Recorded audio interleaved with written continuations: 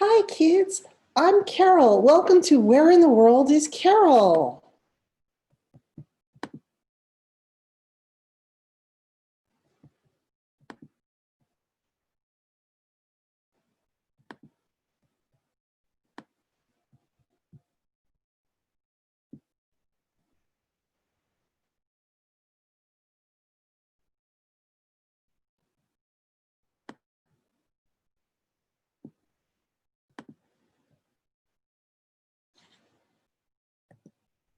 This is me. I'm Carol. I'm a travel photographer and I like to travel the world to take pictures.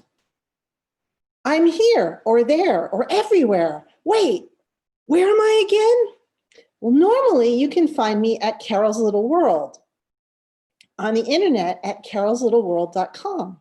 My real name is Carol Schiraldi, and I'm a photographer who sometimes gets to travel to faraway places to bring back pictures. One time I went to this place way up north where they have icebergs. It's called Iceland. It's the land where the Vikings once lived. It's sometimes called the land of fire and ice because there are both glaciers and volcanoes there. In Iceland, there are more sheep than people, and there are also more waterfalls than people. Isn't that cool? The people there eat a special kind of lobster that I got to try while I was there. It's called a langoustine. Here's a map that shows you where Iceland is. It's way up at the top where the red dot is.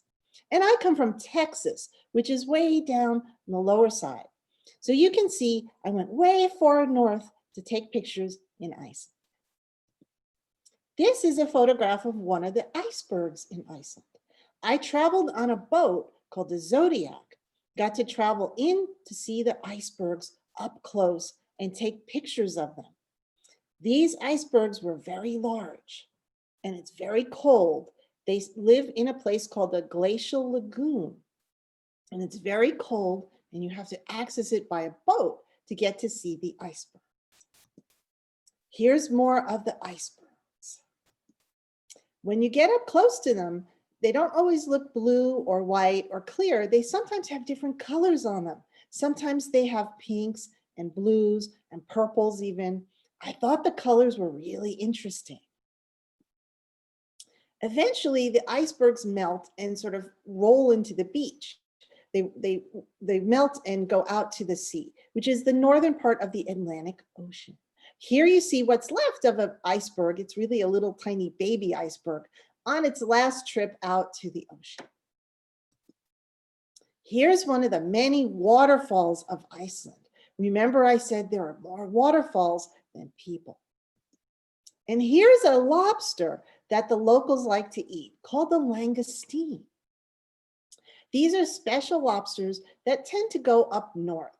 Some people call them Norwegian lobsters.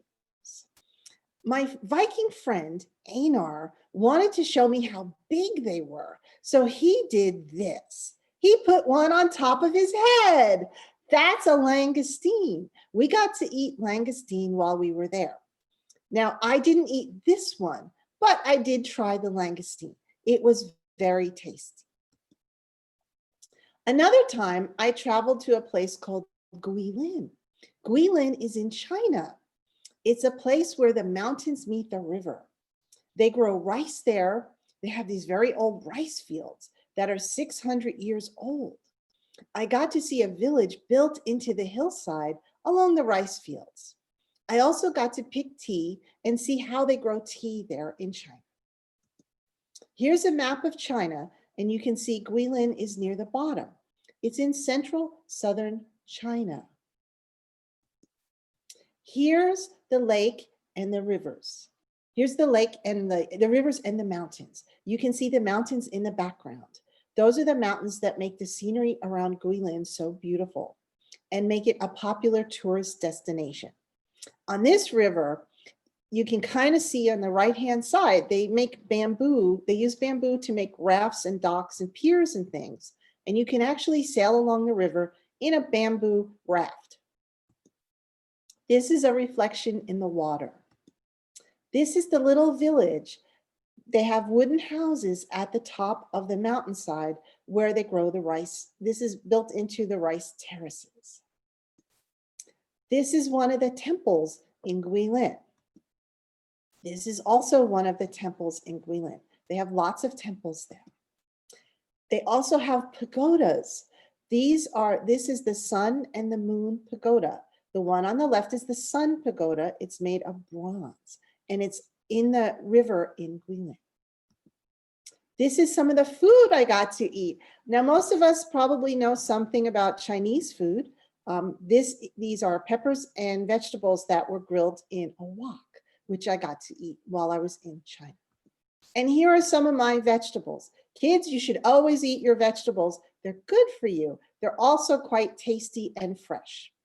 In China, they eat something called taro root, but they also eat corn and beans and carrots, kind of like what I do here in Texas. You should always eat your vegetables. They're good for you. They make you grow up strong and big. Another time I got to travel to a city called Venice, Italy. Venice is a city where the streets are all made of water. It's actually canals. The people get around by boat, and sometimes they walk over little bridges and sidewalks, but there are no cars there. So it's all either walking or sailing on a little boat. And they have special boats there called gondolas.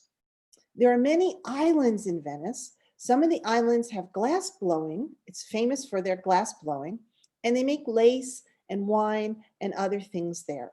It's also home to seafood risotto, which is rice, and lots of pasta. While I was in Venice, I had green spaghetti or pasta, which is actually called pesto. It was really very tasty, even though it was kind of an odd color to see green spaghetti.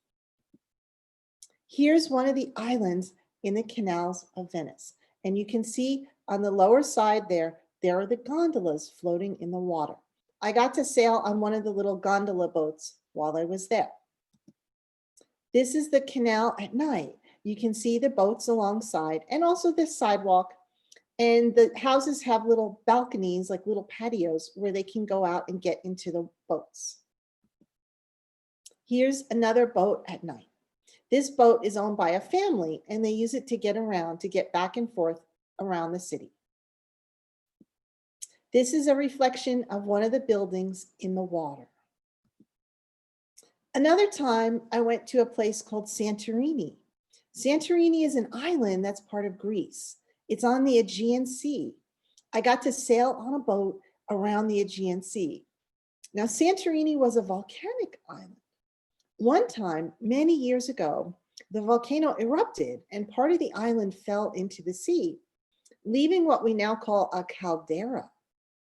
The people there many years ago then built houses and buildings and villages along the edge of the caldera, along the cliffs overlooking the Aegean Sea.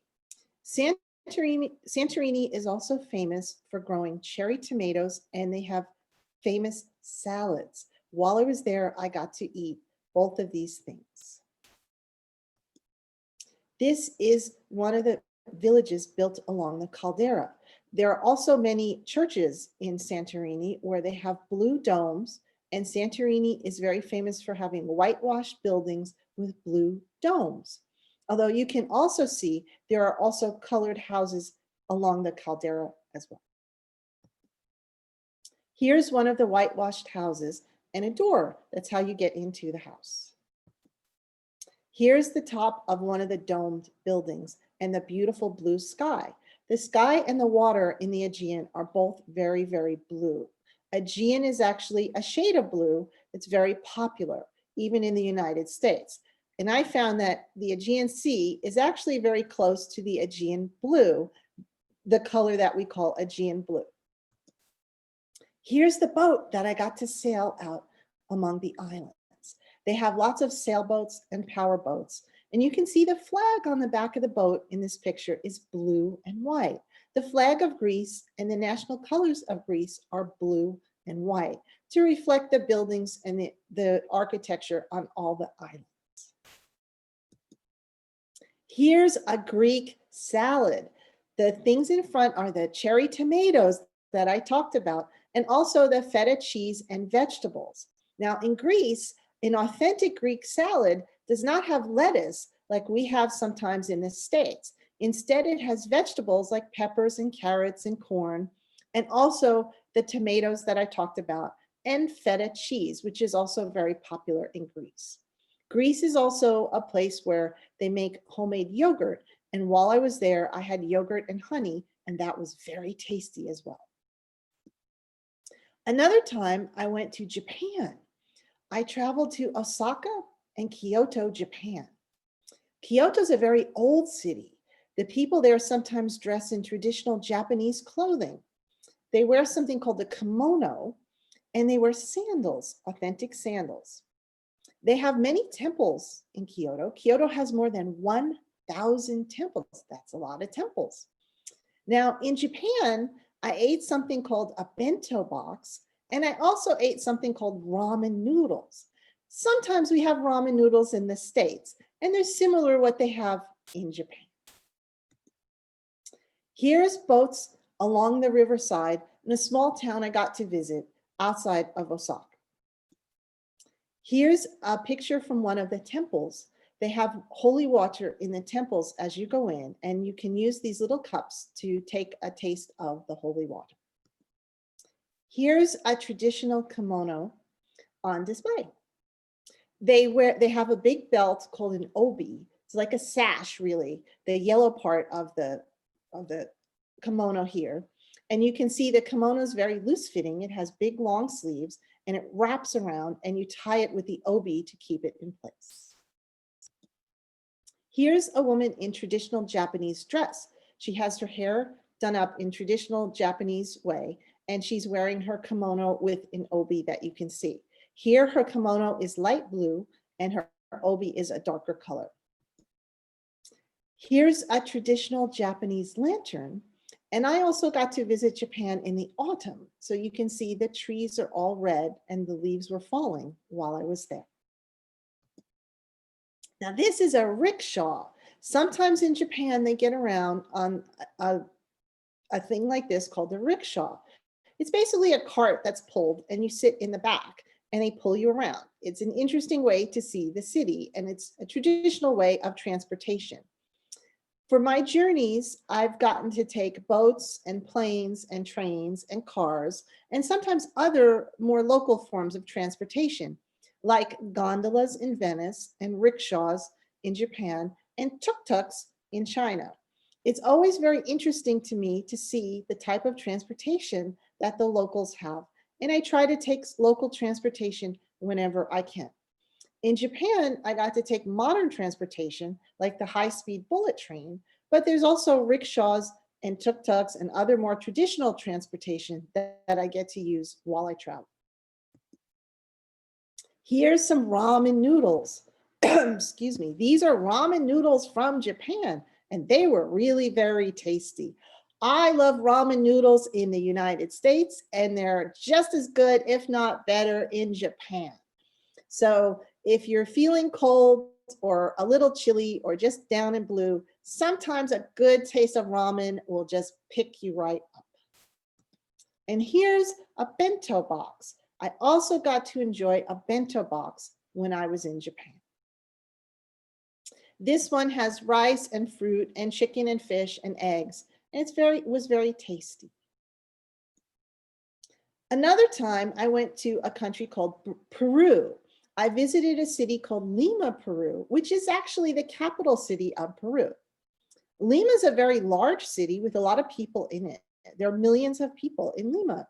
I stayed in a part of the city called Miraflores, which is a place with many houses, many different colored houses. It's famous for its architecture.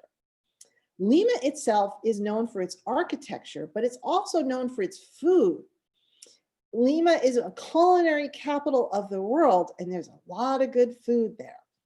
While I was in Lima, I got to eat something called ceviche, which is fish, a fish dish. And I had a green drink called a yerba buena.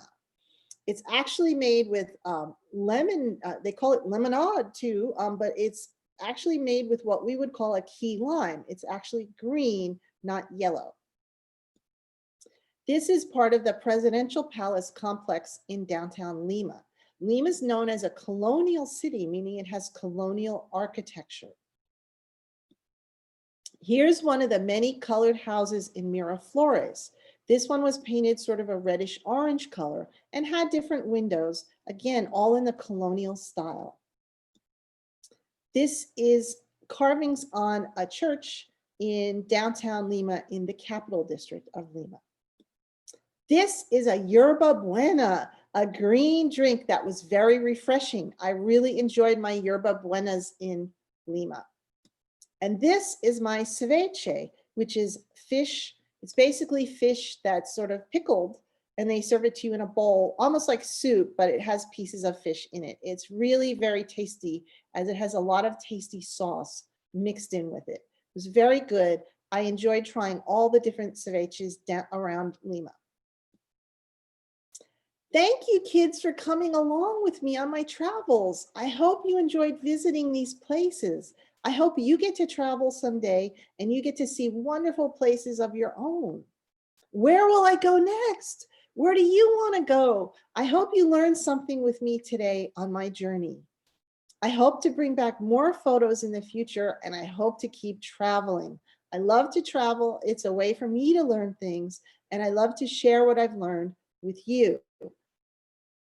I'm starting a new series called Travels with Carol. It will be on YouTube, and it's linked from my Austin Studio Tour page, and it's also linked from my website, Carol's Little World.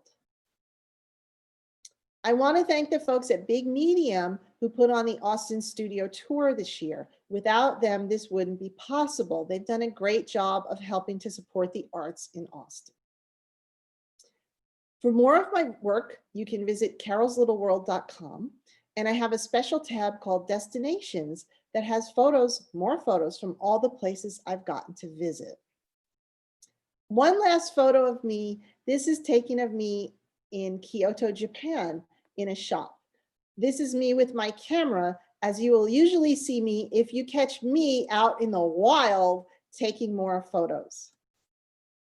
Thanks for being great, kids. Thanks for supporting the arts in Austin. I hope you enjoy the Austin Studio Tour, and I hope you get to travel real soon. I'll see you next time. Bye-bye.